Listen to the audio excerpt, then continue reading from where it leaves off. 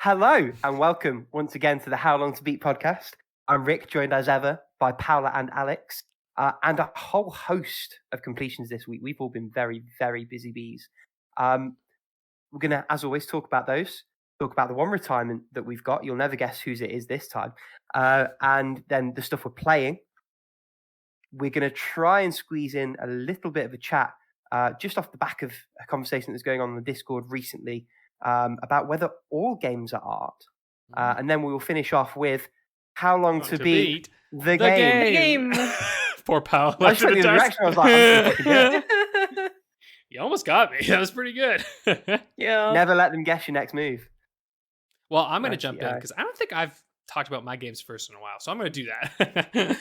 Because I beat a game that you beat last week, Rick. Because if you hadn't introduced yourself, I was about to tag it in. Oh, were you? There you go. Nice. I played part-time UFO on Android because you mentioned it, and I was like, this sounds like a perfect game for me while I'm sitting watching TV. And it was.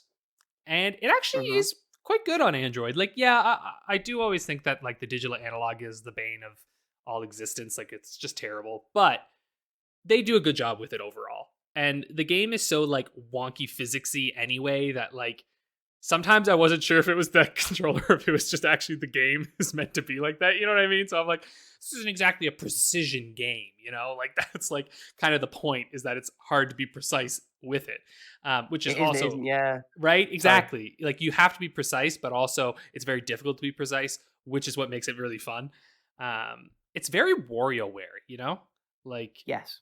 Yeah, like in terms of its presentation and look, it has that kind of goofy, like, oh, look, there's funny looking characters and like weird scenarios that you're doing. Like, oh, pick up all this stuff and make a, banana split or whatever. And like, create a, like a Parthenon, like an ancient Greece kind of thing. But make sure you have the weird dude sitting in the middle. And I kind of like that they don't tell you what you have to do in some of them. Cause like basically it's like, there's like the timer goal. So like you basically have like 3 goals in every level. One of them is usually beat it within the time limit, and then there's like 2 special things. Always, yeah. Yeah, and I just found it fun. I eventually was able to get like more than enough to pass through each of the levels.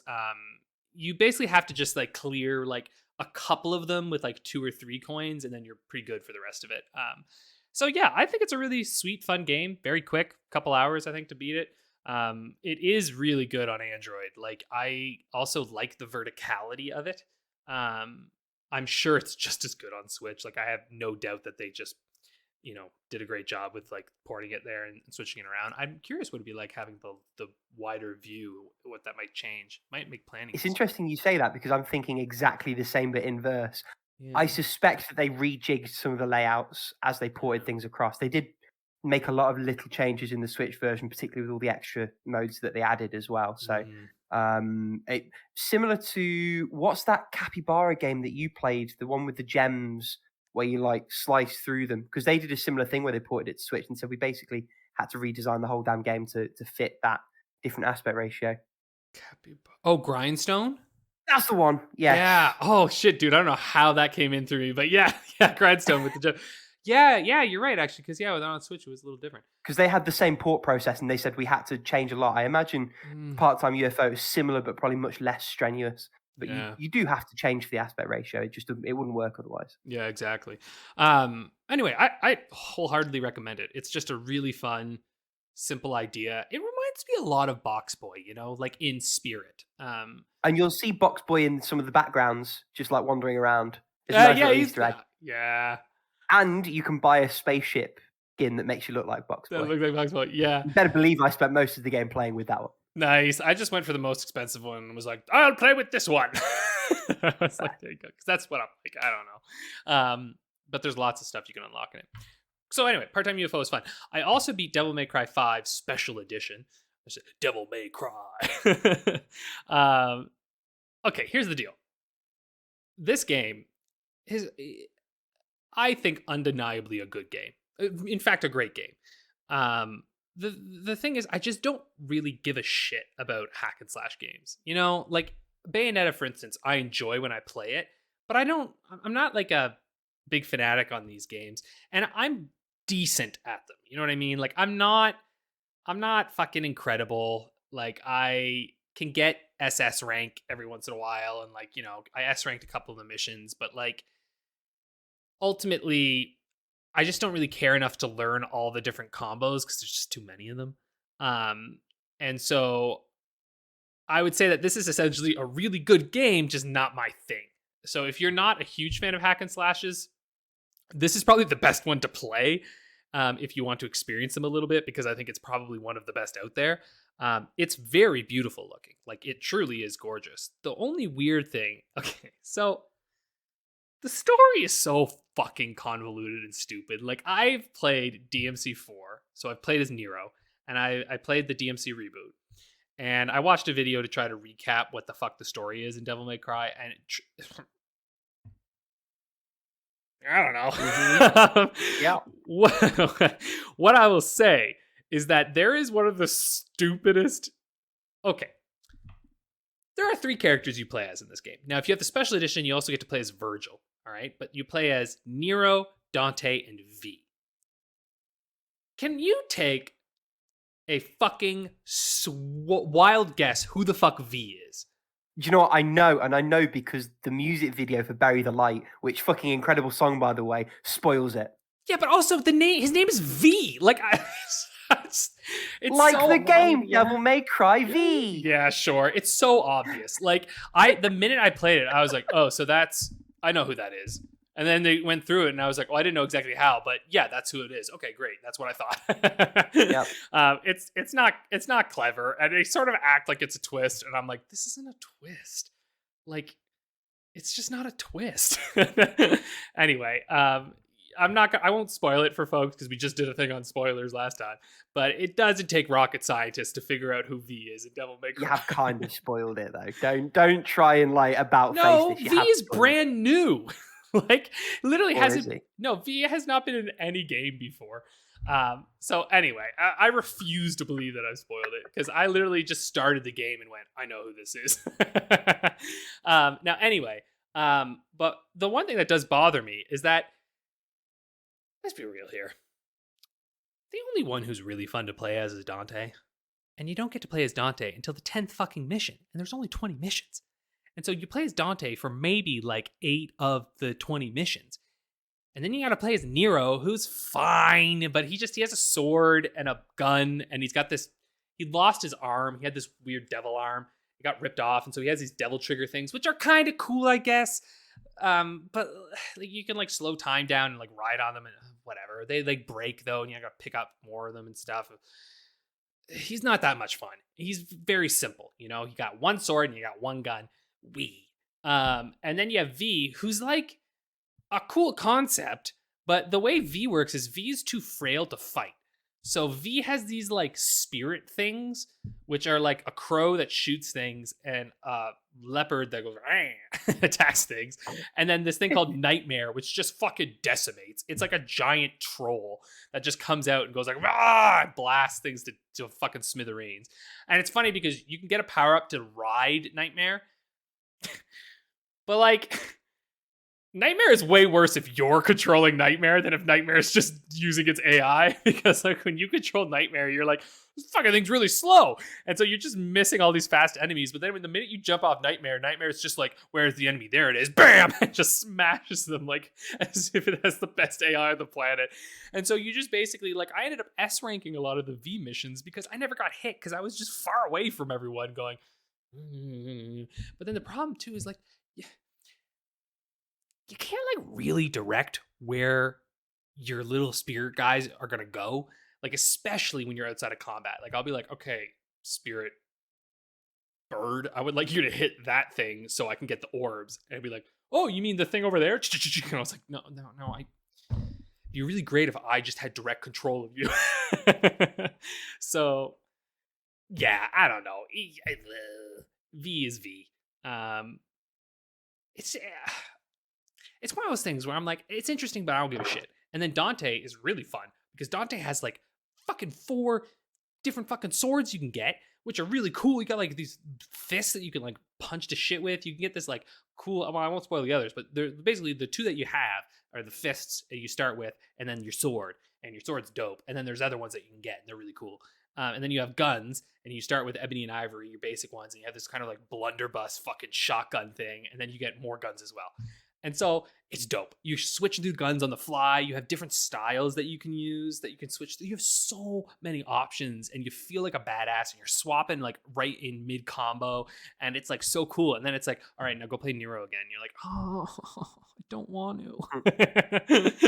I was just like, just let me play. I didn't try Virgil. I hear Virgil's really cool. Maybe one day I will, but I just don't care enough. Anyway, funny enough, I still think this game's like a 9 out of 10. It's very good. It's just like, it's made for a group, a very specific group of people, which is hack and slash enthusiasts. And I bet you they fucking love this game. For example, Sphere Hunter, I don't know if anyone's watched her on YouTube.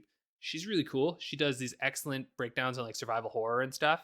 And she has a great spoiler-free review of Devil May Cry 5, where she talks about it and lavishes praise upon it.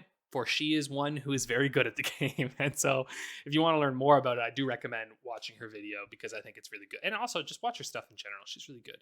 She has like this very calming voice. It's very soothing to listen to. Anyway, that's Devil May Cry 5. It's fine. It's Devil May Cry. I don't know. What do you want me to say? Oh, one thing though. Bro, those facial animations are getting weird. Like the aree engine is gorgeous.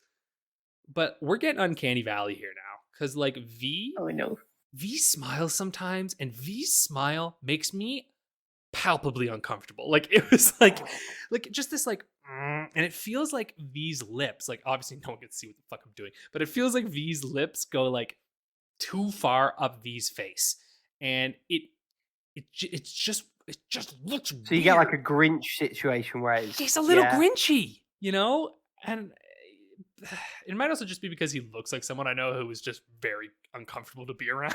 So I was like, maybe I'm having like connotations with that, but yeah, it's overall it's gorgeous looking, but there are moments where you're just like, too human but not human. That was an old video game. Anyway, I'm all over the place today, man. It's been a long day. Okay, so that's Devil May Cry 5. Now, something that maybe no one would expect that I played, is Call of Duty 4 Modern Warfare Remastered. So the most Alex of Alex games. Yeah, right. The most Alex. Although this was story time when I was in college, or actually not even college. No, when I was in high school. Yeah. Oh my God. When I was in high school, I was huge into Modern Warfare. I played the shit out of this game. Like any boy who was in his teens in 2007, I played the fucking shit out of this and played the multiplayer so much. Now, as most of you know, I like to like, I'm constantly looking at Facebook Marketplace and Kijiji just for like good deals and stuff. And I usually find things. And this guy was selling Assassin's Creed Valhalla, a bunch of games, but basically he sold me Modern Warfare 4 Remastered, the new Modern Warfare, and Valhalla for $30, which I was like, sure, like all those games go for much more than that in general. So I was like, I'll buy them. Why not? Like I remember liking it. Man, this game's really, really good. Like, you know, I rag on Call of Duty sometimes, but this one in particular, this is like a horror movie, honestly. Like there's a times where I was like, if you play this game and you're like, war's cool, I'm like, nah, I don't know. As I was playing it, I was like, do you know that the Whitest Kids You Know sketch, like the one where they're Nazis and like, are we the baddies? You gotta the David Mitchell and Webb one. Yeah, no, David Mitchell and Webb. Overplayed. It was funny originally. Yeah. It's very overplayed now. David Mitchell and Webb. Yeah, that's it. Oh yeah, Whitest Kids You Know, they did a Call of Duty one. That's what I was thinking of. Anyway, sorry. But that's what you feel like a little bit. Like as you're playing this game, you're like, am I the bad? I think we're the bad guys. You know, like obviously the other guys are also bad guys, but we start this game by going onto a ship and killing sleeping crew members. I think we're the bad guys. You know? And like Captain Price is a fucking psychopath. Like that dude tortures a man and then just shoots him in the head. And I'm like, you're war crimes. You're war crimes. Like that's what it feels like as you're watching it. You're like, this is all war crimes. So it's just like, oh my God. But I have to say, like I was playing with my like 3D sound headphones or whatever. One of those levels, I I can't remember the actual fucking name. As Alex frantically tries to find the name of that particular mission. It's the mission in the streets. I think it's Charlie Don't Surf, I think is what it's called. No idea. Yeah. I don't know what they're called. If you describe it to me, I might remember. I played this not like a long time ago. So it's where you're going through the streets, and then you eventually get into the, like, the one where you go into the TV station, like you're raiding the TV station because they're like playing something. So you're like going through these like city streets of like unnamed Middle Eastern place.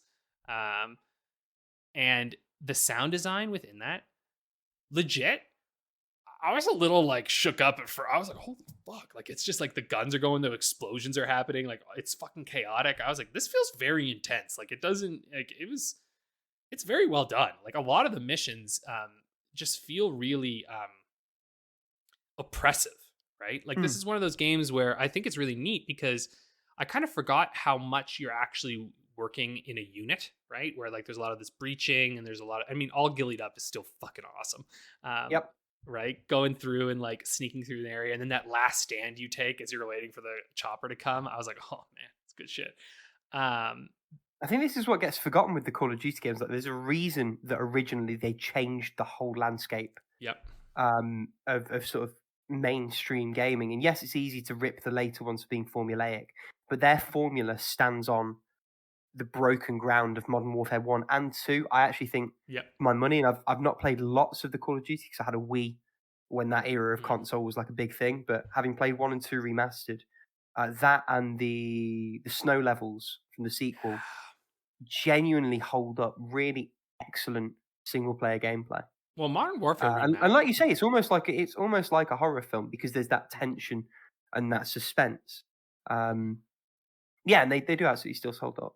Yeah, and like obviously there are some like big Bond-esque, action set pieces, but there's less in this one, I think, than in later Call of Duty games, where it really does like when you leave this game, like I don't leave this game thinking war is cool. I'm like, no, this is horrible. The world is worse off because of everything that happened in this game. Like a fucking nuke went off, right? Like it's like, oh my god, that scene was fucking wild in this too. In this remaster is so good. I know when it was launched, terrible because it was like paired with Infinite Warfare. That was the only way you could access it at first, yeah. But then they gave it away for free on PS Plus, and that's the only reason I played it. Yeah, yeah. Well, and this one was like an actual physical. This is what it is. Yeah. Oh, you got a physical? I didn't even know they made physical copies. Yeah, I have a physical of it. Yeah. Okay. Yeah, I think they did way later, I guess. I don't know. With an IGN thing on the top. It was like, best remaster ever. I was like, that's funny that you put like a little IGN quote right at the like, it looks terrible. It's like one of those. But anyway, it's just such a fantastically done remastered. Obviously, I didn't touch any of the multiplayer because, listen, I'm an old man now who would get fucking killed so fast if I tried to play any COD multiplayer.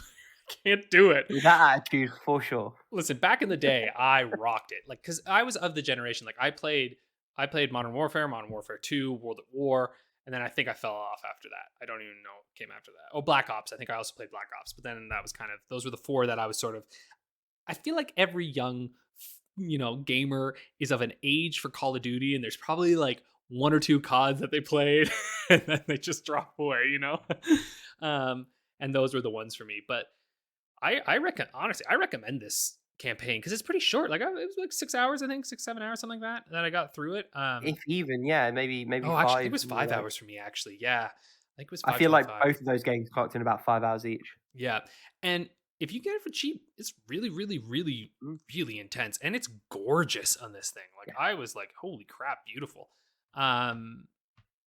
Anyway, yeah, not for the faint of heart though. I'm like, man, yeah, that holy hell. Anyway, so that's what I've been playing. How about one of you take over? Paula, why don't you go first? Because you then will be tagging back in when we get to retired. True, and you played 2 games that I played. Yeah, especially one that you finished last week. Yeah. Was it last week? Yeah. Why don't we start with that one?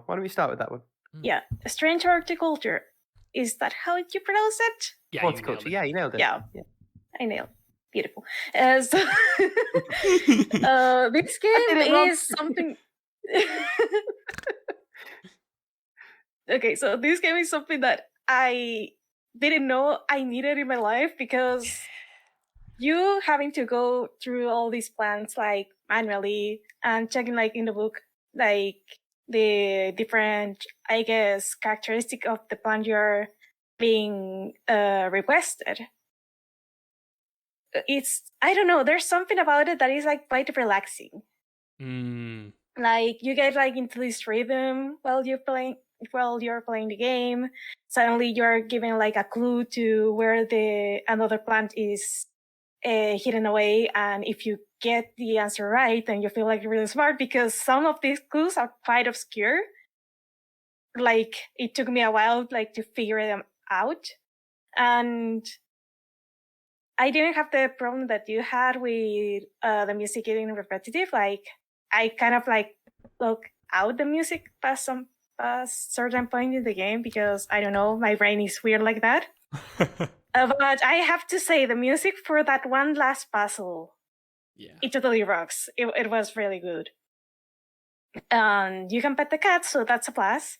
And yeah, I do recommend people who play this game to actually like tag their plants, because there's a lot of them, and I didn't tag my plants at all. I just tagged the elixirs. I didn't. I don't know how I passed the game, but I guess I have a really good memory. But there were a couple of plants that I wish I had tagged before, because they were like very similar to other plants. And the other thing that I love is how they describe the plants in the book, because there was like one particular plant that was like, it gets confused with this other plant because of, I don't remember if it was like the leaf shape or something like that. Probably something along those lines. Yeah, the thing is that, then I have two clues to go by. It's like, this looks similar to another plant, and plus this has like a very particular scent. So I really like how they not only had like a way to identify each plant that was like, the instructions were like so clear that there was a way that you could like not get stuck in the game. But also, I have to give props to the team behind this game, because the creativity behind creating so many plants, have them like relate to each other in some ways, in some cases, and have them like give them like a specific description or a specific treatment they are used on, or like poison they are used on. I don't know. They really thought this game out real well. So yeah, anyone who's listening to this, go play Strange Horticulture, especially if you like puzzle games. You're gonna love this. I'm pretty sure like this is like some kind of hidden gem that more people should be aware of. Absolutely. I'm so glad you liked it. I had a feeling you'd love it. Like, I'm surprised you didn't label things, though. I had all my plants labeled in alphabetical order. I was just so obsessed. I was like, I want them to be perfect. I'm amazed. No, I didn't label them because I don't have like, I guess like a habit of labeling stuff in real life. So what I do, for example, with my craft stuff, is separate them into groups. Like, for example, my yarns is like, this is cotton, this is wage, this is this other kind of yarn, and I separate stuff into groups instead of like by specific name, unless there are games I sort my games like by alphabet. But for craft stuff, I just group them in by a specific characteristic. So I have all my fungi together. I had like a specific kind of leaves together, and I have like all this poison stuff together. Nice. I guess that's part of the beauty of the game too, though, where it's like you can decide like how you want to, complete through it, right? Like they give you that kind of freedom to arrange and decide for yourself. Like you said, like you can go through the entire game and label everything, or you can just not. Who cares? Yep. So yeah, thank you for bringing this game into my attention, because I had it in my backlog, but it was like buried over there. It was like, yeah, maybe not rainy day. No, this was a now game, really. Nice. The other game that I played that you've also played is Murder by Numbers, and I have to say this game knocked it out of the park. there were like so many little details with the game that I wasn't expecting. For example, for them to, is it a spoiler? I don't know. They were like in this. Is it okay if I say like a drag bar? Because I think that's how they refer to the game in the game. Yeah. Wait. What was it? And was it like a drag bar or something like that? Oh, a drag bar. Yeah. What it was. Yeah, Yeah. it was a drag club. Yeah. Well, I mean, it's a drag gay club. bar, but with Yeah. drag queens. Yeah, I remember what part you're talking Yeah. about. And there was like this moment where Scout, the robot, is going through like this self-discovery stage because he doesn't know who he is because amnesia, robot amnesia. And it was like pretty sweet, I guess, how he went and asked the owner of the bar, hey, everyone is referring to me as a male, but I'm not really sure who I am. Like, I'm a robot. How do you differentiate this stuff? And it's like, you can be whatever you want, babe. And he's like, oh, then I'm just gonna be a scout.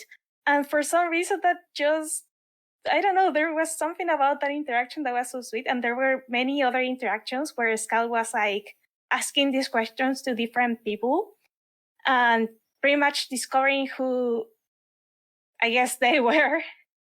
And there was something about how they make this robot feel so human in a lot of ways. So I really appreciate when they do that with a specific character in a game. Plus, I have to say, Scout and Honor are like the best team ever. You can quote me on that, and I will fight anyone who says otherwise. And the whole mystery thing, at the start of the game, I was like, yeah, this kind of like feels like a stretch to be caught in this mystery, but the more you go through the story, the more sense it kind of makes. So this is a game that I would recommend to anyone who enjoys like a murder mystery kind of deal, but also any Big Girls lover, because the puzzles were pretty good and they make sense story-wise. Those are my completions. Rick, your turn. Which brings us neatly onto me. So I've got quite a few this week. I've been very, very busy. The first one I'm going to leave till the end of our playing because that is Dungeon of the Endless. I did a successful switch run on that, and for now, that's all I'm going to say about that one. Alex is pulling a pained face, so later on I think may be quite interesting. Not that pained. Just slightly pained, a little bit pained. Just a little. Yeah. The next one I played, it's not a Vita game, but I played it on Vita. Minute Fun Racer. So this is a little charity game released by the people who made Minute. And some of the clever people in the Vita community have again found a way to create a wrapper and take certain game files from a legitimate copy of the game and port them. So that's what I did. It's the perfect game to play on the Vita because it's like a 20-25 minute playthrough. It's a fun old time. You just have to get from the left to the right, and a little bit like Minute proper, you sort of buy little upgrades and things as you do it through each time. It's that same kind of very, very short loop. There's not really a lot to say about it. It's fun. It's short. All the proceeds go to charity, whether you play it on PC or buy it on PC and then port it to Vita.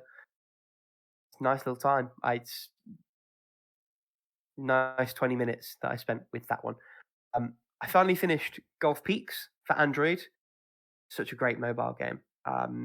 Right through to the very, very end, it maintained a beautiful learning curve in terms of introducing new things all the way through, building you up with them, and then sort of giving you opportunities to stretch the mechanics that it gave you and the tile sets that it gave you to the limits of what those rules could allow.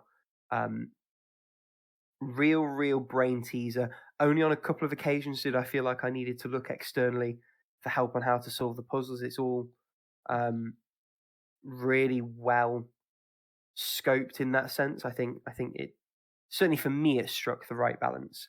And it's real cheap. It's only a couple of pounds on the Play Store. You can just buy it on itch if you prefer to play on PC, but I think this is the kind of game that really is well suited to mobile.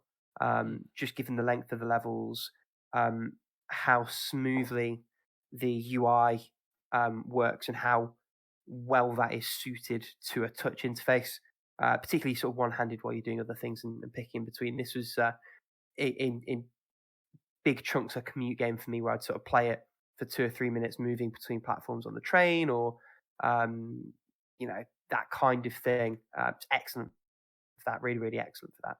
Less excellent, second to last completion, God of War Ascension. There was a point about 2.5 hours in, I was very, very close to retiring this one. The combat is just so thin. It felt like they've taken a lot of the nuance and the depth that the original trilogy had, and stripped it out in favor of a really lackluster weapon pickup system. If anyone's played Prince of Persia: The Warrior Within, it's very similar to what that tried to do, where you could pick up random other swords, axes, stuff like that from your enemies and use those as secondary weapons. But there's almost never a really good reason to do that over your main weapon, the Chains of Olympus. And where previous games would give you alternatives to the chains that did have different use cases and a whole different move set, these weapons don't do that. They just kind of sit on the circle button, and you just hit circle if you want to use one of those instead. And there's very rarely a reason where that's worth doing. One of the weapons is shields, and they do introduce an enemy type that has an interesting interaction with those shields, but that really is the limit of sort of good implementation of that system. Beyond that, in a way that none of the other games have felt like to me yet, this game really felt antagonistic towards you in the way that things were set up. Enemies would just tank your hits and just wind up an attack animation of their own. There's a new system that they've introduced in this as well called Rage, where you have a meter that builds up, but it goes down if you stop attacking or if you take damage. There are enemies that are specifically designed to become impervious to your hits right as you're about to hit full rage, which is when you can start using abilities with it. Which, on the one hand, yes, you want enemies that are going to present different challenges, but this doesn't present a challenge. It just presents a roadblock. It's an enemy that just stops you from using one of the mechanics that they've introduced in this game specifically. And it's not a fun enemy to fight. You just have to sort of avoid it and wait for it not to be invincible again, and then just wail on it. It's not interesting. It's not exciting. It doesn't demand much of you except patience and tolerance for bullshit. And the story's pointless as well. It kind of gives you a little bit of context, sort of, into the backstory of Kratos, but not in any meaningful sense. And obviously at the end, because it's got to tee up the original God of War, it runs into that classic prequel problem where it's a story that didn't really need to be told, doesn't advance anybody's character, doesn't develop anyone or change anything, or have any kind of impact that's appreciable outside of its own narrative, because it can't, because the next step was planned without it in mind. Is this the one that shows you why he became all white and stuff, right? Is that... No, that's God of War 3. Oh, it's God of War 3 that does that. Oh. Yeah. So this run really is pointless. Okay. A waste of 6 hours of my life. And I gave it a 6 out of 10, and in hindsight, that does feel a little bit generous. I might even have dropped it to a 5, I can't remember. But it's not that it doesn't function mechanically. Like, if you'd never played any other God of Wars, if you had a limited knowledge of gaming generally, it functions just fine.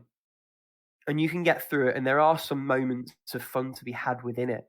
But it's by far the weakest God of War game, and it's a pretty weak game, even by the standards of the generation in and around it.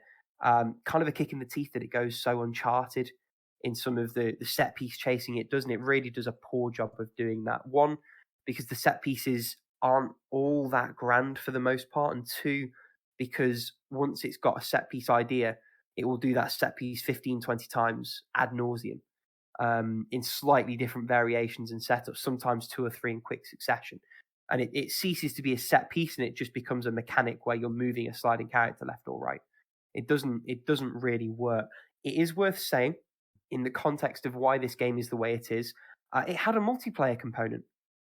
Because it was a game from the late noughties, early teens. Of course, it had a multiplayer component. Of course. I don't believe the servers are up. Even if they were, I would have less than zero interest in trying it. But one of the reasons that the main campaign is so blah is because a lot of energy was devoted to that multiplayer component. Misguidedly so, I think I and history would agree. But that's the situation it is. It also has a demo for The Last of Us, which is kind of topical because Sony in their infinite wisdom decided that of all their back catalogue games is the one that needed remaking. But that's none of my business. Well, that's 100% because of the HBO show coming, right? Like 100%, 100%. Cash in. I don't know if that's Sony so much as Naughty Dog. Do you know what I mean? Whoever it is, they need slapping because it's an ass backwards decision. Yeah. Like I love that first game, but bruh, the remastered version looks amazing. Yeah, I'm sure it looks better. Like that's undeniable. No. I'm talking about the PS4 one. Yeah. I mean, but even the PS5 one, if you side by side it, like the difference is appreciable. However, it doesn't come with the factions content because they're making their own separate game for that. So actually, this new one, you're paying again, probably more because it's a PS5 game. Oh, dude, it's so expensive. For less content. Yeah. Why? I don't get it. Who does that? I fully expect that game to fall pretty flat in terms of critical performance because anyone who already has a PS5 probably played this on PS3 and or PS4. Oh, I think critically they'll lap it up. Critically, yes, but I don't think it's going to sell that great. The sad thing Maybe is I'm proven wrong. We'll see. I feel like you should be right. I'm sad that I think you won't be right, but I will claim a moral victory if nothing else. So to revive the segue I was trying to make, and I like this aside, so it's not a problem. The fact that they focus so much energy on this Last of Us remake to the attention of other things, it's none of my business. What is my business is sexy business, aka Max Gentleman, sexy business. This is the game I played this week instead of playing The Witcher, and I fucking hate myself for it. It's a gaming meringue. It's so vacuous and devoid of content, but it's so sweet in the mouth at the same time. I had a great time with this, and I despise it, and I do not recommend it, but I did enjoy it. Right, so to reorientate, this game is a management game. It's a quasi-clicker, although you don't really click. You manage resources that slowly tick up and assign your business partners, who are very, very sexy, to different sides of the business in order to sort of manage energy meters and resources and ultimately reclaim your business by hostilely taking over other businesses in fights in the town square. It's very Victorian. It's very sort of carry on double entendre kind of thing. It is dirty if you decide to put that DLC patch in. It's not why I was there, believe it or not. The game takes entirely too long, but it is a Sorry, whole what DLC lot of patch fun. is that again? That sounds terrible. What? Asking for a friend over there. I couldn't resist. Yeah, I've got this buddy who wants to know. He's disgusting. But really, So, though, what hey, like wasn't many this dirty the one with the mustaches? Sorry? Wasn't this the game with the mustaches? Yes, it Mustache? is. It's Yeah. yeah, it does have mustaches and beards and stuff like that. So one of your meters is mustache. Your mustache power is your denotes how many villagers you can recruit per turn in the slums. Those villagers denote your health in the takeover portion of the map, and the amount of damage you deal versus the amount of damage you take is denoted by a strength stat, which is trained in the gym. So you have a gym where you train your strength, a barbershop where you train your mustache, slums where you recruit people, a town square where you have those fights. It's very like Victorian capitalism, and there's various other mechanics that are layered on gradually as it goes. The core loop is fun. The game itself takes way too fucking long to play. Now, it is the kind of game that you can absolutely play with a podcast bouncing around in the background kind of thing. I think it would be insufferable if it required more direct attention and or if it didn't have a pause anytime setup where you can sort of input commands and then let time start going again. The writing's pretty good. It's very sort of self-aware, tongue-in-cheek. The game's very friendly to sort of all persuasions. So you have male and female love interests. Nice. They sort of have interactions and CGs and other smutty stuff with other males and other females. So there's content for everyone there. I don't recommend this game because it's not really a game. It's just a waste of time.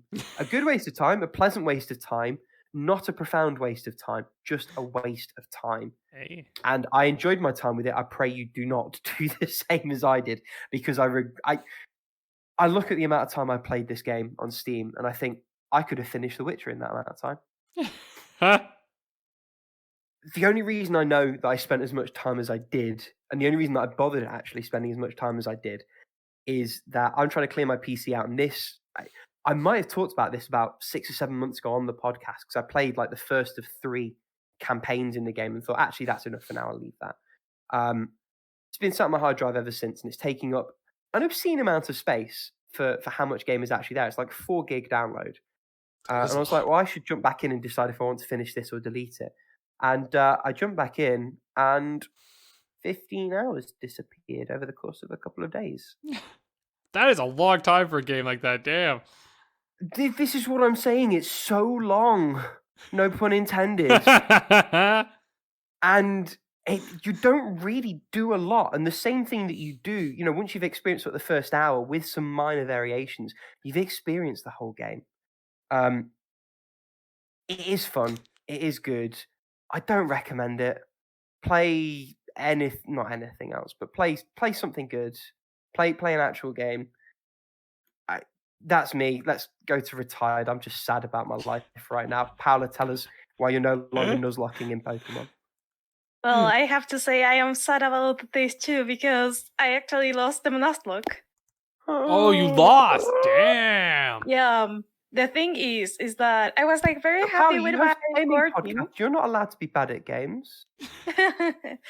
Well, I was overconfident when jumping into the next team, and not only that, I lost all my Pokemon that were good coverage for the Rock type team in Village City.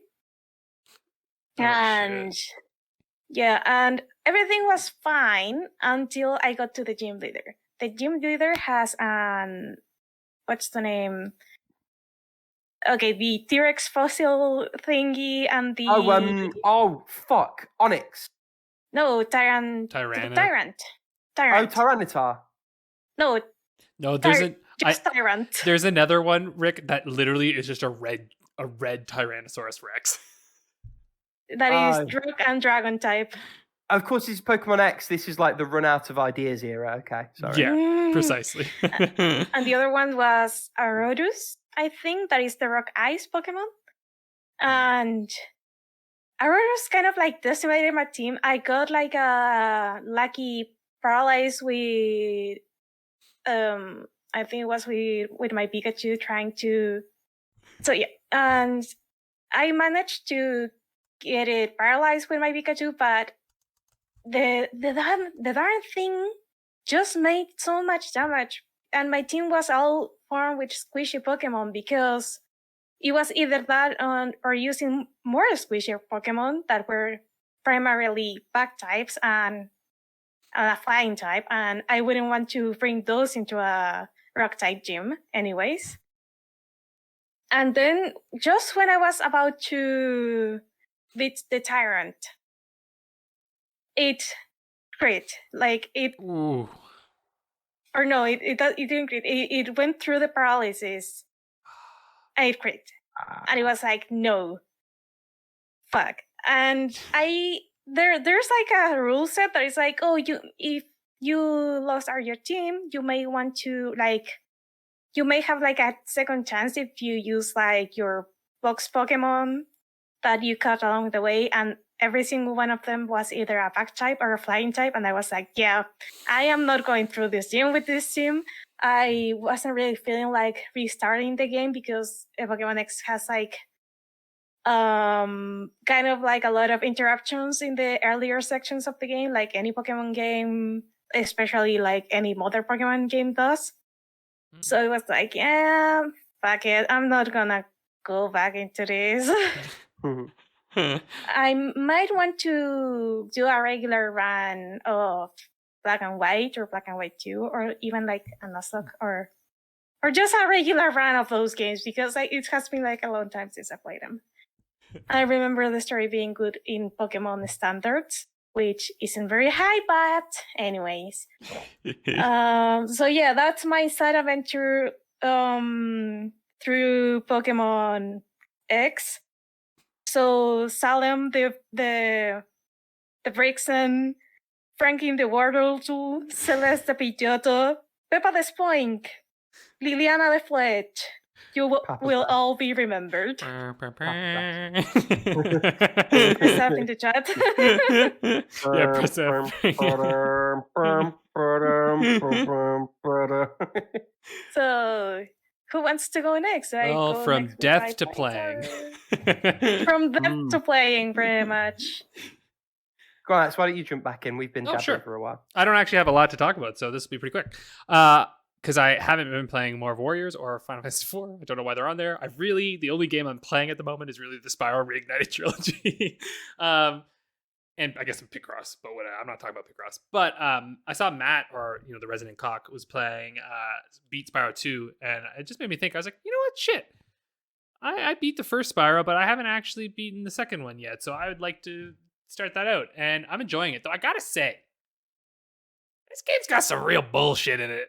Like some of the like extra mission things you can do are like so finicky, and I don't. The camera's not very good in this. Like it just doesn't feel right. Like how you really want your camera to be able to just kind of move all around you.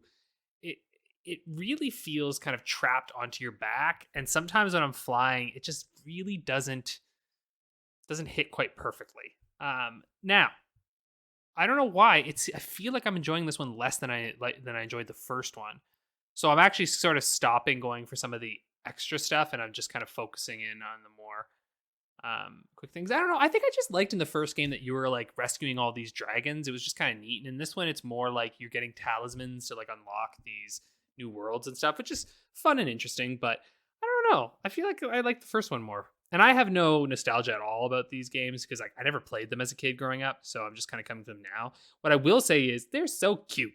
And it's so just like, they're just such games, like they're very like game focused in that sense of like, you can tell it's like, they're for kids, but like there is really fun platforming within it. And it's fun to just go and collect shit, and explore these little worlds that they create and go through these levels. But yeah, some of the like there's this one mini thing where like you have to like fire all of these little dragon things that are like in this ice level, and you have to do it in like one go, and they're moving around, and it's a fucking nightmare. Like I just gave up at one point. I was like, I'm done. It's too specific. I don't need this in my life. And you don't have to. It's genuinely is optional content. But you know what I'm like. If you put it in front of me, I want to beat it. So that's a weird sentence out of context. But that is a good title out of context. If you put it in front of me, I want to beat it. Yeah, that's good. Oh, good. Someone's already to me. Anyway, so that's really all that I'm playing right now, honestly. Like I said, there's just not much. I mean, besides what we'll talk about later. But Rick, why don't you tell us what you're playing? Yeah, sure thing. I'm actually playing quite a lot at the moment. I've got Risk of Rain 2. That's perennially happening. Still amazing. Ditto The Witcher. I have played a little bit, despite the little sort of I did earlier. I have played a little bit of it. We're getting closer. I played a lot more of Days Gone, which I have to say, the more I play, the more it is growing on me. I recently unlocked some more karma in one of the camps. It allowed me to get a lot more bike parts. You can really tell the difference with the bike as you upgrade it and do more with it. There's a part of me that kind of wishes this game had been linear, because the story it tells is actually getting pretty good. And I think the open world distracts from what is one of the stronger elements of this game. The open world's pretty thin. Like, you can forage for things if you really want to go that way. There's the odd like little outpost that you can go and clear out. I think the story is the strong point. The story is where it's strongest. And the gameplay, it builds around that. The little obligatory stealth sections less so, but they're short and sweet and not overly offensive because the checkpointing is really good. So when you do goof, you're kind of straight back in. The core gameplay is still great. It's not particularly innovative. but it is a whole lot of fun. The focus mode they give you through, there's lots of sort of options with distractors and explosives and silencers and focus, and the crafting that's wholly unrealistic but quite good from a gameplay perspective. The idea that you go on a wheel and while you're behind cover, you just make 3 Molotovs and a medkit. Yeah. Because that's how it works. But the game is good. The gameplay is good. The story is going from strength to strength, and I am enjoying all of the time that I'm spending playing this, which is good because it's, as I gather from friends who've already beaten the game, I'm still actually quite early on in the narrative. So there's lots of games to go. I started Metroid Dread, so that's an interesting one. One I've wanted to play for a little while. First impressions, the gameplay feels tight. I think they've maybe overplayed their hand on the Emmys, and I'm not particularly a fan of the level design early doors. I have to say, I'm one of the people that actually was quite a big fan of the melee counter, so I like that that's a little bit expanded in this one. I like the addition of a slide pre-getting the morph ball. I think that's a nice touch. Shooting still feels excellent. Looks great on the Switch screen. They've really upped the game in terms of graphical fidelity. I'm only 20 minutes in, so it's far too early to say anything conclusive, but first signs, mixed on the positive side. Started a new Android game. It's called Elo, whole spelled backwards, and it's kind of a little bit like a musical cut the rope kind of puzzler type thing. So the objective is to move blocks around on predetermined spaces and axes to get balls firing from cannons to go from A to B and C to D and E to F.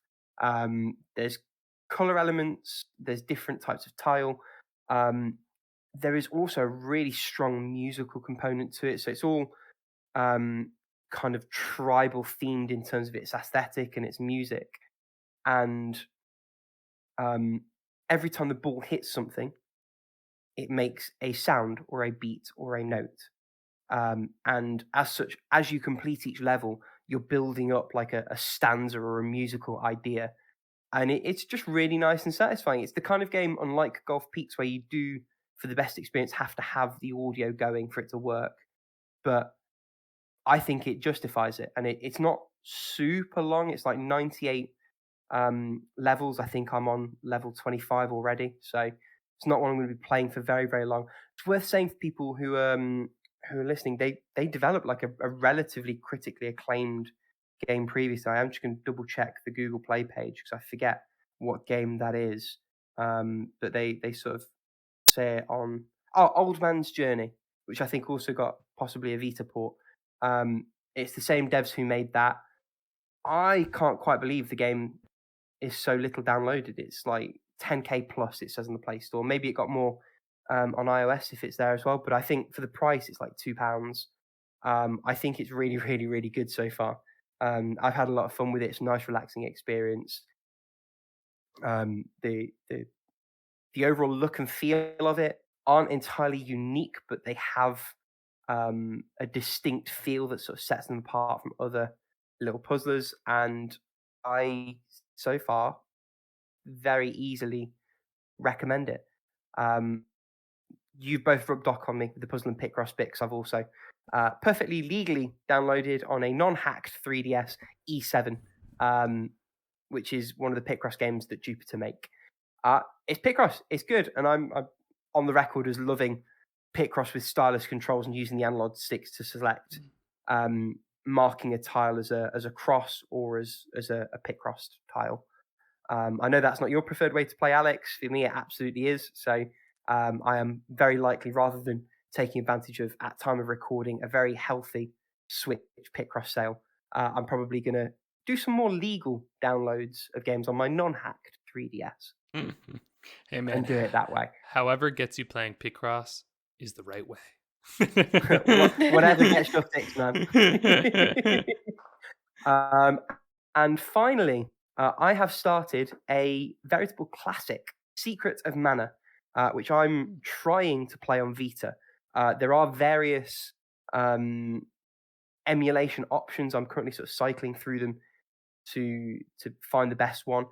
This is something that I talked about with some people on the Discord about a year ago, it transpires.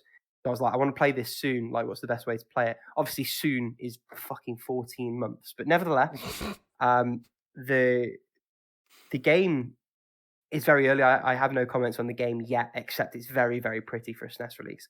I tried to play it using the PSP emulator through Adrenaline.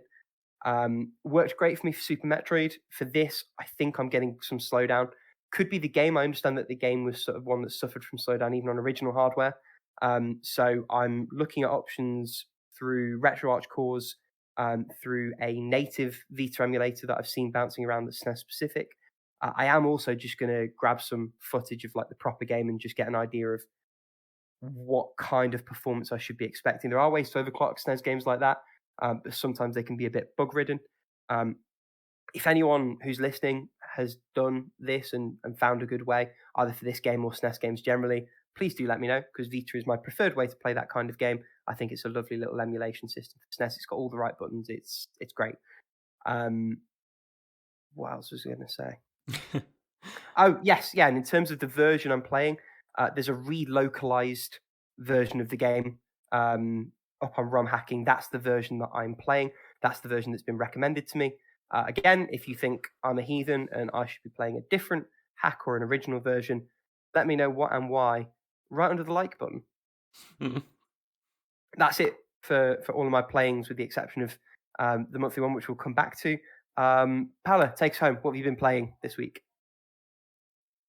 The games that I've been playing, except for one, are like new games in the sense of the games I haven't talked about in the podcast, I think, before. Okay. Mainly because I have the attention span of a nugget, so that's a thing. And first of all, Taiko no Tatsujin, the Drum Master. I've been getting better at the game, so we actually did a small competition with my boyfriend, and I was winning as much as I was losing levels, so that is a palpable improvement over the first like little competition we did. So he's like, "Oh no, it's my time to train in the Taiko Mountains and try to get better at the game." So you guys will be hearing about this very fun game for a long time because it is very addictive, and I am not planning on losing. I have my pride over there. The other game that I've been playing, that is actually, I think I started it a long time ago on PC, and at some point I was like, fuck it, the best version of this game is in the Vita, is Persona 4 Golden. And on the like beginning stages of the game, I've already been called a sack by King Moron, the very very not likable teacher in Persona 4 Golden. So of course I sassed him, and he went, "Well, no, you're invited, please, effective immediately." So, well, that's that. And I don't think I have been introduced to much of the cast of the game yet. Oh, I met two of them like properly. One of them being Josuke, and that's pretty much the extent of what I've been playing in that game. And wait, is this a replay, or is this your first time playing it? No, this is a replay. This is probably like the third proper replay of the game. Okay, I was gonna say. Well, that's why I was confused. I was like, you've played this game a lot, haven't you? Yeah, I played this game a lot, but I guess this is the first time I've been playing it and commenting on the podcast, unless you count the Persona 4 PS3. Never mind. Yeah, because I was just thinking about all our talks about dancing all night. So I was like, she's played it though, right? I thought I was going crazy. Anyway, sorry. Go ahead. I rule it out. Yeah, you're probably going crazy, but not for the reasons you think. Gonna go over to my corner. And I've also been playing Fire Emblem Fates Revelations. I finally embarked on the third adventure of this the last adventure of this trilogy, and yeah, the story is messy as I remember, and at the very least, I am able to like level up my units because there are like very few units at the beginning of the game. And yeah, I'm around chapter 8 or 9 out of 27, I think. So I am making very good progress already. It's still Fire Emblem, better than Beat Pride in gameplay wise, worse than Conquest gameplay and map wise, but still a lot of fun. And finally, why don't we roll to the game we've all been playing? Rick, Oh, absolutely, yes. I hope we've all been playing it anyway. So this is your first sort of recording that you've done some playing, Paula. So, or done proper playing, right? I know you've played it before. So how have you found it so far? You're playing on PC, aren't you? Yeah, I am playing my Steam version of Dungeon of the Endless, and I am so glad I'm playing the PC version because I have no idea how the Switch controls would work in this situation. And it has been a lot of fun. I have died twice already. I have 2 unsuccessful runs. The first one, I was like trying to grasp the mechanics of the thing. And I died at the first floor when I was moving my crystal to the exit. On the second run, I got to the second floor. So progress, yay. But at some point, I lost all but one of my units. So you can guess how well that went when I had to carry the crystal to the next level. Not very. But it has been a lot of fun.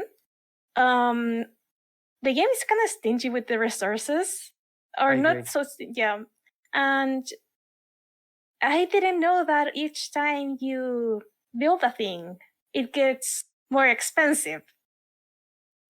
So that caught me by surprise. On a particular floor anyway. Like that resets once you get to the next floor.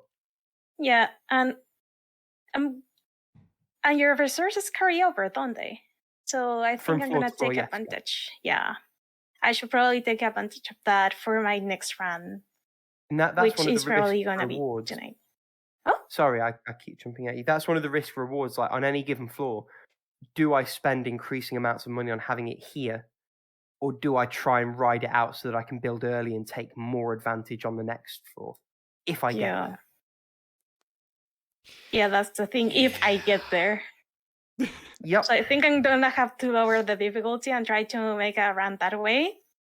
At the very least, while I'm still getting used to the overall dynamics of the thing. And yeah, I completely forgot that the floors were like randomly generated at the very least, like what you find on them. So that was another nice surprise. Yeah, and I suppose speaking of sort of the difficulty, obviously when we left off with you last week, Alex, you said you were sort of dropping down to too easy already and you just wanted to complete a run. How's that been going for you over the last week? Oh, I'm getting there. I don't like this game. No? No, I don't like this game. I just, it's too random for me. Like, I feel like, so, I don't know. Like, it's for a niche audience, and unfortunately, I'm just not it. Like, it's not a bad game or anything. This is a little bit of the Devil May Cry situation. You know what I mean? Where, like, that game is good. It's just, although I would argue Devil May Cry is way better than this game, but at least the fifth one, that is. Not this might hold a candle to 4, actually.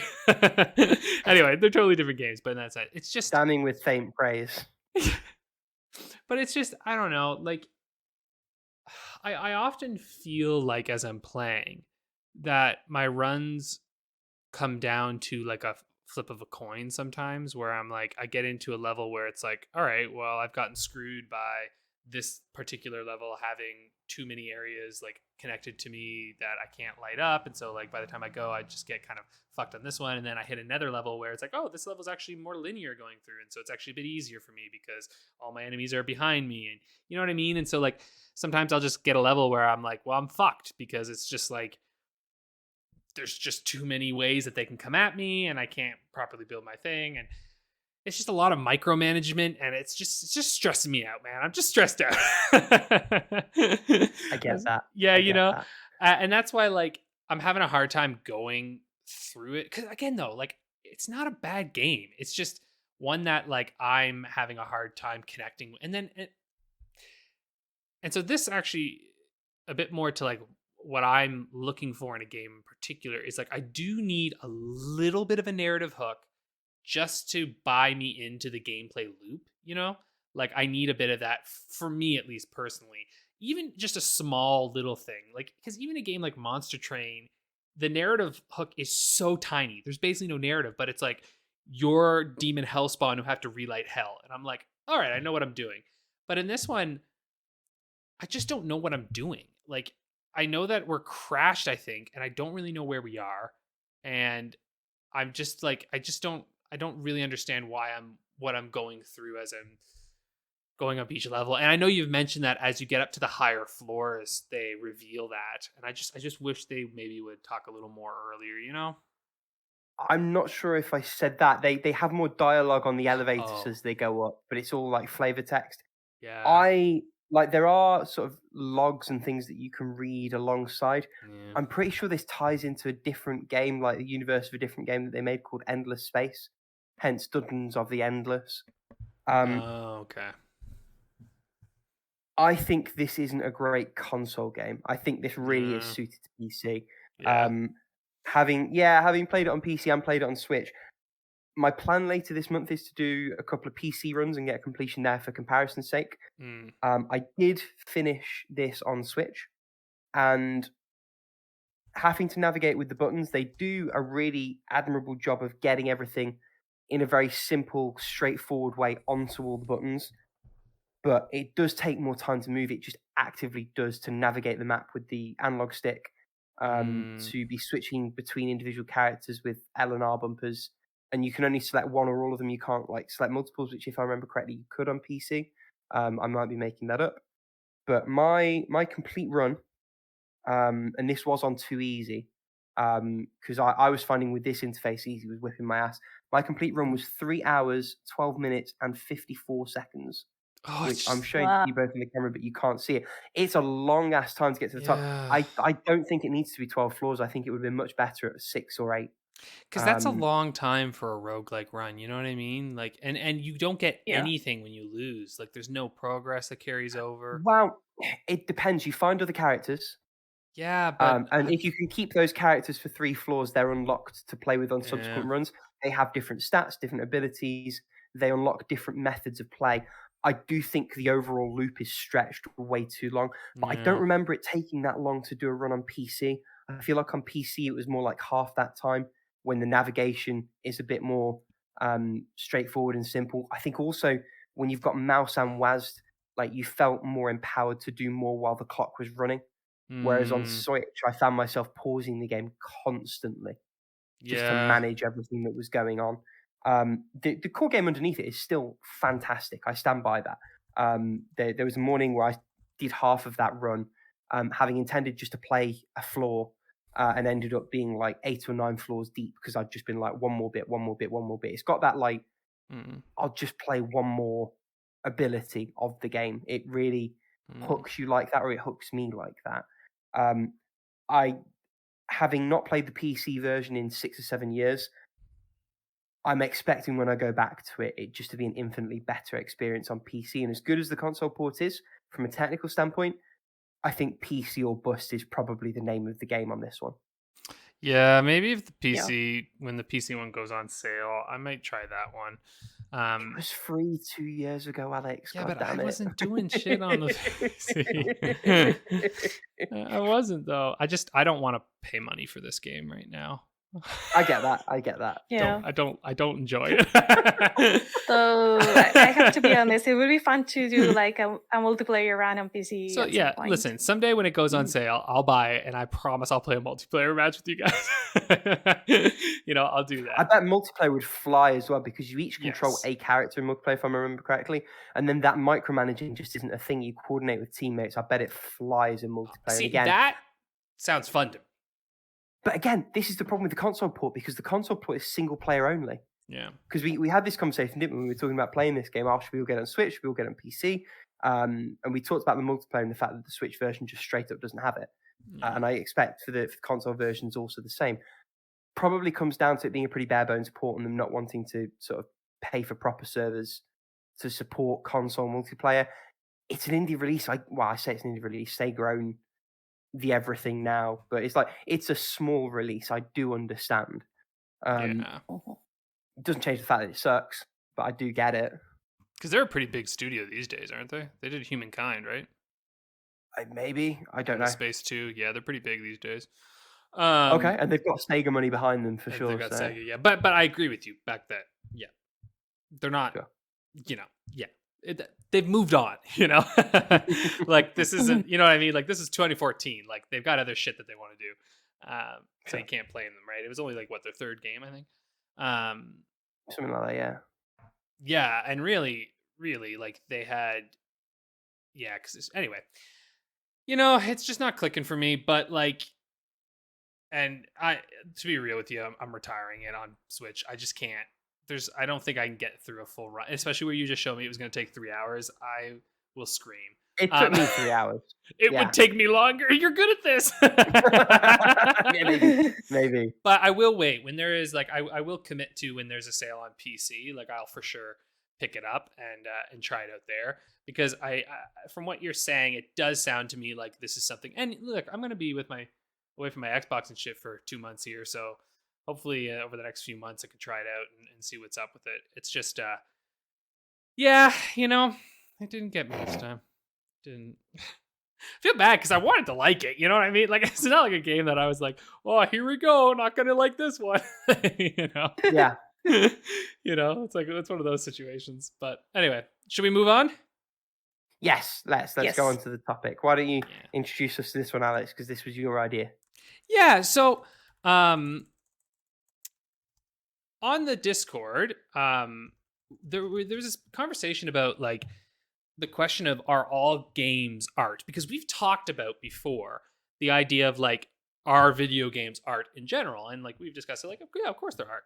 But I saw a good post, and I was having this conversation with Gamer Aim, and we were talking about how like, so they've done a lot of graphic design, and like I've done a lot of video editing work and like videography work before, where, for instance, I worked for this geology department, and I created this like video about their department, and I used my artistic skills to create a piece of promotional material that I wouldn't call art, right? Like I would call it promotional material, like it's like it serves a really specific purpose. And maybe some elements of it are artful. Like I'm proud of some of the transitions and edits and things that I did within it. But to label it art, I feel like is a fucking stretch. And also, like, I don't know, the Tide logo. That shit's not fucking art. It's the Tide logo, Now, if you're Andy Warhol, you then take Campbell's soup and you turn it into art. Sure. But like, I do think that, and sometimes I think we hear, and so what I want to sort of discuss with y'all is like the idea is like, are there video games that really just are not art, that are created for a very specific purpose that isn't art? And I put down this thing in our notes called the chess metaphor. And what I mean by that is like, when you think of the game of chess, I don't think anyone calls the game of chess art, right? Like, I wouldn't call that art. You could say that the chessboard, maybe someone makes a really beautiful chessboard, and you could display said chessboard perhaps and look at it as a beautiful piece. But as you take the chessboard down and as you start to engage with the board and as you play with another individual, you're playing a game. You're not making art, right? Like you're not engaging in a moment of art.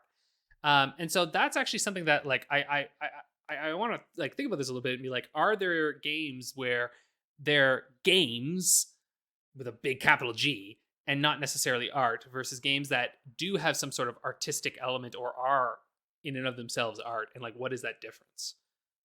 And I think there's two important offshoots from that, just from what you're saying. So the first, let's go both ways with the chess metaphor. So the first is the intersection with games and sport. Yeah. Because chess is a sport, not a physical sport, sure, but a sport.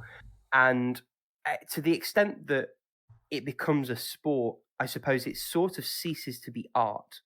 Now, there's creativity and artistry in some of the aspects of sports and things that you do there, but it's a wholly different beast. I think that's fair to say. The other more nuanced offshoot is probably moving away from talking about binary art and talking about more or less artistic merit. So Tide logo, to use your example, I would argue yes art, but in fact horrifically low artistic merit until you Warhol it and do something wholly different with it and construct it in a different way. You know, if you look at something like Clash of Clans, or you know, insert scummy gacha game here, a work of art, incredibly low artistic merit because it is a money-making thing first and foremost, and it is artistic only as much as it needs to entice people and their wallets. And so I think I would frame the question differently. I absolutely think there are games that have less artistic merit for all the reasons we've touched on and many more. I don't think they're not art. I think that's a really reductive way of addressing the question, personally. I don't think it is, because I think art by a standard is like, because there's a couple forms of art, right? There's the representation, so like how is the art perceived, there's the expression through it, and then there's the form, right? And art in general is something that is created for the expressive viewing of its beauty, and beauty can be ugliness as well, right? Like beauty is a wide range, and emotional power, I think, too. Like that's usually the large part of it. Emotional power is often found through the narrative or simply through the evocativeness of whatever piece of art you're looking at.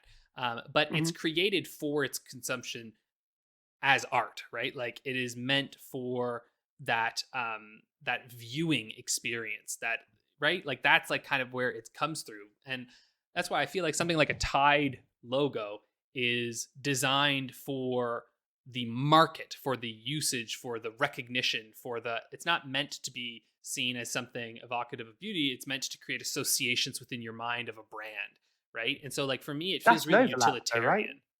Though, right? I don't think that's one or the other. I think there's an overlap there. I don't know though. I don't think there's as big of an overlap as one might think, because, and this is actually, I'm not saying a big overlap. I'm just saying an overlap. I'm just saying it's a Venn diagram, not two circles. That's my contention. They might just be touching, but my contention is they're not completely separate. That's all. But I think that touch isn't as profound as one might think, and part of me feels like, I'll say one thing, and then I want to hear Paula's thoughts on this, because I think that I think that sometimes we collapse the definition of art a little too much, and we like allow almost too many things within it, because then I feel like it lets shitty capitalism get away with too much. You know what I mean? I'm sympathetic to that, sure. Yeah.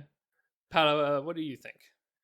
I'm trying to think here, especially because when I was on a character design workshop a couple of weeks ago, we're trying to classify like some kind of like, especially like the poses of the characters. Like you have to think what is the purpose of the thing you're making, and on that front, it would be like, yeah, if something is for money-making purposes, it's kind of like doesn't have the purpose of art, but at the same time, it can have the purpose of art and be not the primary focus. So that is like the weird question is, here. Like when is something considered art in itself, or when it is a collection of art or artsy things that make a thing that is not art? Because let's be honest, video games, even if you don't consider them art themselves, are created by a myriad of different pieces of art. Let it be music, let it be the graphic design of the game, or let it be maybe the story itself or like a set piece inside the game. So that is the thing that is very confusing to me, because it is made of art. Why is it not always art? And that is because like, I don't know, like if you tell me, I'm gonna take the Call of Duty like example. I see the game and it is hard for me to consider it art. To be fair, I haven't played it, so I know nothing. The story might be like something very profound and it might be considered art. But to which point are we saying this game is art, this game is a cash grab? The game can be art and a cash grab, or are they mutually exclusive? But I also think, like, to bring up your point about, like, just to back up a little bit, because we'll talk about Call of Duty in a bit, actually. That's good. Because I think actually campaigns are art and then multiplayer is not. But anyway, what you're talking about there with the idea of like something being made up of pieces of art and not itself being art, I think of the idea of a novel versus, say, a brochure, right? Like in one case, the novel and both the brochure are made up of the same constituent elements, or even an encyclopedia and a novel, right? I would not call an encyclopedia art, right?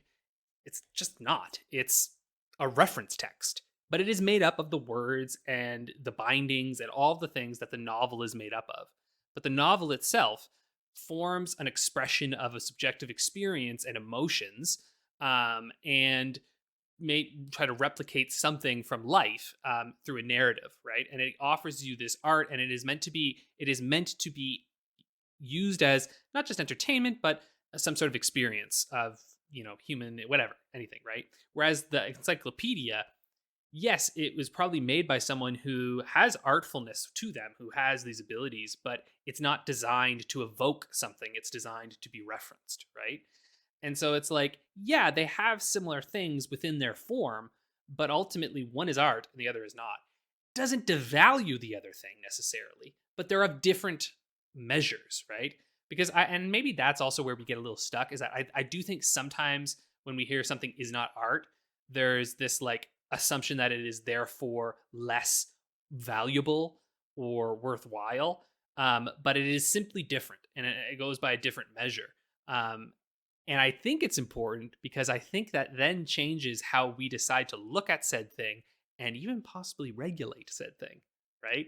Like, think about Mr. Loot Boxes. Like, when I think of something like this, I go, yeah, fucking bring the band hammer down on them, because they're not making fucking art. This isn't part of their... Do you know what I mean? I'm like, they're making a product. So I don't know. Anyway, I could keep going a little bit, but I want to hear your thoughts on that concept. Yeah, speaking of product, like, that reminds me of how, going back to like workshop, it's like, oh, when you're like working with other people, you want to give them like a, I guess, a standing pose, so everything is unobstructive, and you don't really call that art. You say it is a concept art or like a reference art, but not like a finished piece of art. Well, for example, going to loot boxes and stuff, Genshin Impact has like all these different characters that you get pretty much loot boxing, and the way the character portraits are designed, or like the character art is designed, is to make you want the character, like to make it appealing. So then you have like more dynamic poses and stuff like that, and they may be even like finished illustration, but when you go into the game, it's like I'm struggling to call it art, even though there are like very, I guess, pretty scenes inside the game. Maybe mainly because of how predatory it can be, like with the loot box practice. So would you call, for example, I'm gonna go with Xenoblade Chronicles 2, which has a loot box system, but you don't put in real money. If you have one game that is designed to sell you the loot boxes, and you have another game that is designed like a big adventure, would you say any of those is like more art than the other? The economics of it color it for sure, because then that changes the purpose. If you go back to what Alex said there, I don't necessarily think it's one or the other there, because I do still think that there's an element of subjectivity to all of this, and that's what makes this question so hard to answer definitively. So what you might say, to go back to the fucking tide. I don't know why we picked that, but it was the first thing I popped in my head. But I like to roll with it. It's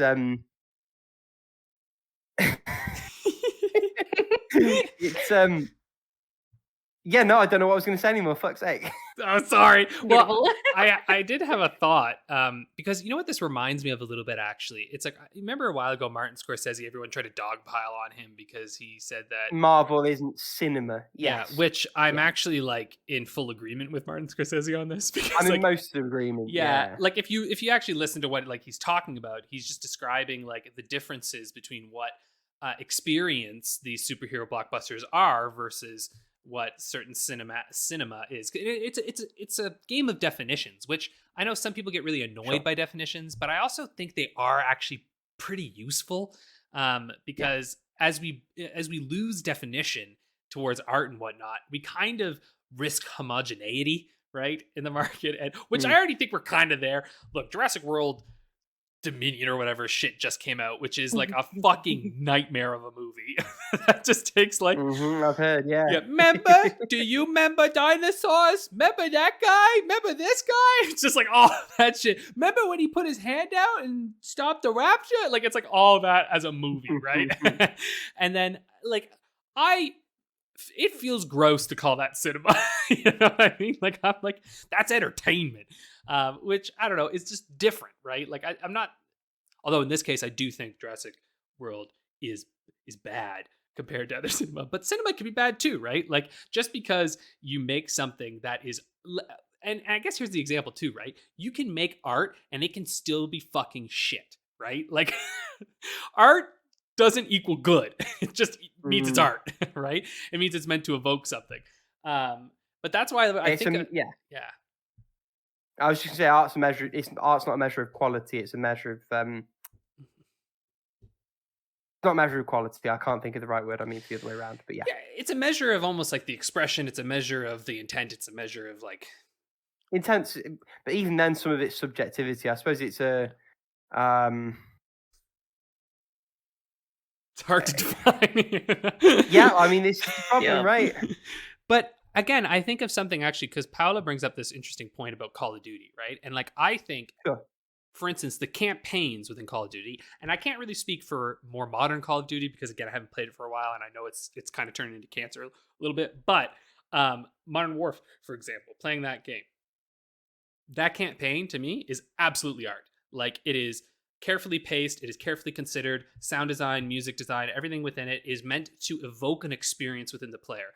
Whether that experience is, ooh, me badass, or holy fuck, war is terrible, doesn't really matter. It's meant to evoke something within you, right? And you can't determine what your art is going to make someone feel. You can simply try to craft an experience and hope that it'll make them feel something. And that game sure as shit makes you feel something.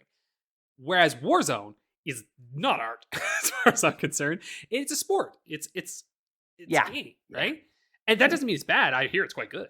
But it's sport, right? And I'm like, I do think that's important because in sport we have different rules, we have different ways of looking at it, we have different views on where it fits within our society, and I kind of think it also maybe explains a bit of what people enjoy as well, right? Like I've come as I've gotten older to know that I like artfulness in games a little more than I like the sportness of them. But there was a time in my life where I liked the sport aspect of gaming far more, right? Yeah, I don't know. What do you think? Does that seem to resonate, Paula? Yeah, that's oh my god, I can't speak. That does resonate a little bit more, and that it makes sense on the way that you frame it. And I'm still like kind of difficult. Like,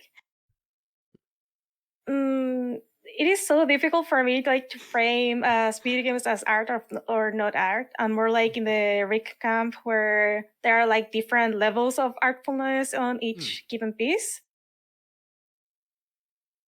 But I do agree that especially when a game is more like a sports game, it's like, yeah, that's not art. Or like not really. Right, like Madden is not fucking art. But even then, it sort of becomes tricky, right? Because there are sort of arty bits within it, but as a whole, it is sport. But I wonder too, though, if you could say, because maybe that's a different measurement. Because this is what I was thinking of, Paula. You made something pop in my head a little here, where it's like there is art, and artfulness is something different, right? Like artfulness is that like attempt to create evocative like feeling or emotion or whatever that you can insert occasionally into your thing. Like even in a sports highlight reel or some shit, someone's editing it together to create a feeling of like, isn't this cool? Like there's some artfulness in that. Would I call it art? I don't think so, but there can be artfulness. Does that make sense, or is that more complicating it? I think it's also worth bearing in mind that sports games are in this weird niche within a niche within a niche situation where they are artistic representations of an actual sport that in and of themselves become a different sport. Mm-hmm. Yeah, that's so it's layers and layers deep where it's sort of oscillating back and forth between the two. And I think that almost as an example complicates things in a way that it doesn't initially feel like it should or would or could. Yeah. Thinking that maybe it is more in the composition rather than the pieces, like how you consider like something art or not, because when you have different pieces that don't really resonate with each other, then you have like a awful composition. But if you have like everything like carefully chosen or carefully picked, and you make a cohesive piece with all of it, then you have composition, and then you have something that most people that see it will call it art. Mm-hmm. Yeah, and like I think and a big part about art is that art always requires a human to be making choices on it, right? Decisions for the artfulness. Even the most abstract art has intentions behind the evocativeness, what it means, what it's going to be going through, right? And I think that like that intent to know that like I'm creating this thing to create an experience to evoke something versus I'm making this so people play this so we make money, and they keep within it, and they don't leave, and they stay on for as long as possible. Like Facebook's not fucking art, right? It is meant to keep a human being actively engaged within it for as long as possible. It's an engagement tool, right? And that's where I feel like Fortnite, for instance, that shit is not art. That is poison. Like, you know, it's just like this carefully manufactured thing to keep children engaged. I don't know. Maybe the boomers are coming out in me, but I mean, it's still fun as fuck. But again, I don't know if I'd call it art, you know? I get that. Yeah. That makes sense. I think you hit on something powerful there, Paula. Good composition. I think my head's starting to hurt a wee bit. I feel like that was a good conversation on that, though. I feel like we're pretty good there. Oh yeah, you won't get me disagreeing with that. Absolutely. I think we made a surprisingly good attempt at digging our ways through like a notoriously difficult topic. Yeah. I'd love to know what people think, because this is something that I honestly, it felt like a little part of my brain opened up the other day when I was reading about that. And I was like, oh yeah, because I had thought about this as somebody who, if you're an actor or, you know, theater or anything, any kind of doing any kind of creativity, at some point you're forced to sell your craftsmanship for some fucking bullshit. That's just like You're filming a commercial and you're like, yeah, I'm an artist. Yes, I mean it's a question you've got to wrestle with within yourself, right? Like, yeah, sure. All right. Well, why don't we move on then to How Long to Beat the Game? I think before we do, I just want to like acknowledge how much more elaborate our dancing and bopping and like musicking that we do when we like ad lib in the theme tune that you hear on the actual recording. It's just growing every episode. I feel like initially it was just Paula going do do do do, and then I joined in, and now we're all just dancing and throwing shapes. And the best part is, so listeners, whenever you hear the music playing, we're just quietly like leaving space. And it's gotten to a point now where when I was editing last week, we paused the exact amount of time that the song plays for. We just got it perfect. I didn't even have to move it. I just popped it in. I was like, perfect. Oh man. Oh god. All right, Rick. Tell Paula and I what are we doing. Also, while Rick's getting that, scores-wise, Rick's ahead 6 points, but Paula and I are tied at 5 each. I need to get ahead in the game. This could be it, Paula. Is going into the start of the Or second I may full be game able week. to fuck this up. You never count on Paula when it counts. Right, because Rick, you did the first one because you won last time, right? That was the... Correct, Monday. Yeah, so this is game week number 2, as it were. Could be, for all the marbles, these next 3 rounds, but we'll see. We might do more. Who knows? Ooh, this is an interesting pick. So, Oh, in the spirit of, at time of recording, the very interesting announcements of some Shin Megami Tensei games getting a bit more love, this week's pick is Shin Megami Tensei Devil Survivor. Specifically the DS original. Shit. So this is an SRPG flavored take on the Shin Megami Tensei formula, critically acclaimed, both in its original incarnation and in the overclocked 3DS expanded port. Wait. Just I want to make sure. You said Devil Survivor, and is it the DS or the DS overclock? original? The DS original. The original. Yeah. And in the proud tradition of DS games, using the D and S initials for their subtitle. That I did not clock that until now. There's fucking loads of them. My favorite is Guilty Gear Dust Strikers. There's nothing to do with dust in the fucking game. Wait, They just picked 2 words that started with the letters D and S. So, as every week, we're going to need a main time, a main plus time, and a completionist time. I would also like to know from the both of you how many people you think have this game in their backlog. Well, I'm sure I'm one of them, so it's at least 1. Shit, foiled again. That's good. Oh. I think it has to be pretty high. I would say, universally, people say that the 3DS version is the better version. So anyone who has this version backlogged and is listening to this, think about the 3DS version, at least. I just realized, I was like thinking about that now, and I'm like, oh, actually.